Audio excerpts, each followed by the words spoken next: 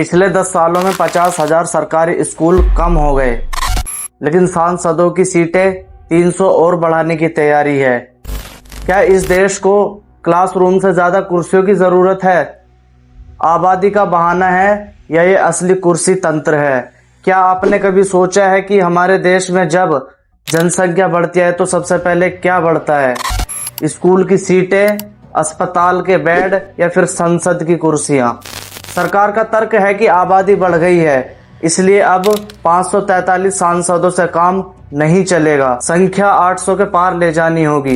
लेकिन सवाल ये है कि क्या लोकतंत्र सिर्फ चेहरों की गिनती करने से मजबूत होता है या आम आदमी की जिंदगी बदलने से? सरकार कहती है सांसदों की संख्या बढ़ेगी, परिसीमन होगा, तब जाकर महिलाओं को आरक्षण मिलेगा। पर जनाब, गणित तो बड़ा सीधा है। महिला आरक्षण आज की वर्तमान सीटों पर क्यों नहीं दिया जा सकता? क्या 543 सीटों में से 33% महिलाएं नहीं चुनी जा सकती? आरक्षण को भविष्य की अनिश्चित सीटों से जोड़ना क्या वाकई नियत साफ दिखाता है या यह सिर्फ एक राजनीतिक दांव है? चलिए मान लेते हैं कि जनसंख्या बढ़ रही है और प्रतिनिधित्व जरूरी है, लेकिन सरकार से पूछना तो बनता है कि जिस रफ्तार से सांसद बढ़ने की तैयारी हो रही है, क्या उसी रफ्तार से सरकारी स्कूल बढ़े?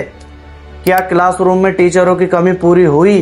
क्या सरकारी अस्पतालों में वेंटिलेटर और बेड की संख्या आबादी के अनुपात में बढ़ी? आजादी बढ़ी तो प्रदूषण भी बढ़ा, अपराध भी बढ़े। क्या उन्हें रोकने का समाधान बढ़ेगा? हम आत्मनिर्भर होने का नारा तो देते हैं, लेकिन क्या एक नागरिक अपनी बुनियादी जरूरतों के लिए आज भी कतारों में खड़ा होने को मजबूर नहीं है? अब बात करते हैं आपकी और हमारी जेब की। एक सांसद की सीट बढ़ने का मतलब सिर्फ एक कुर्सी बढ़ना नहीं, उनकी सैलरी, भत्ते, बंगला और गाड़ियां, सुरक्षा और पेंशन, इन सब का बोझ देश की जीडीपी और टैक्स पेयर के पैसे पर पड़ता है। अगर सांसदों की संख्या 800 के करीब पहुंचती है तो सोचिए कितना बड़ा फंड सिर्फ एक रखरखाव में चला जाएगा।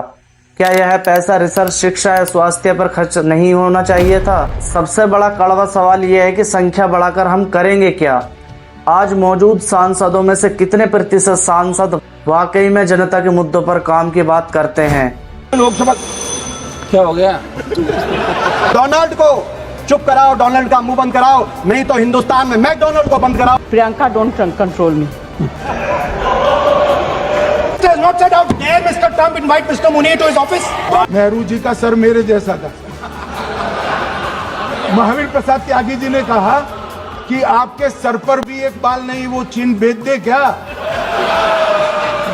Your height is reduced to 5 feet and your chest is reduced to 36 inch from 56 inch.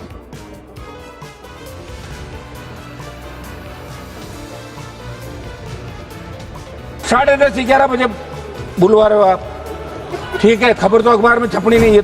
543 सांसद मिलाकर व्यवस्था की खामियां दूर नहीं कर पा रहे हैं तो क्या 800 सांसद चमत्कार कर देंगे? क्या हमें क्वांटिटी चाहिए, क्वालिटी नहीं? लोकतंत्र सिर गिनने का नाम नहीं है, सिर के अंदर की समस्याओं को सुलझाने का नाम है।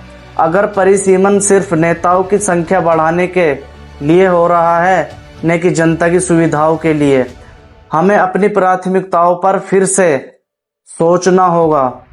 क्या आप सहमत हैं? पहले स्कूल और अस्पताल बढ़ने चाहिए, फिर सांसदों की कुर्सियां? अपनी राय कमेंट में जरूर दें।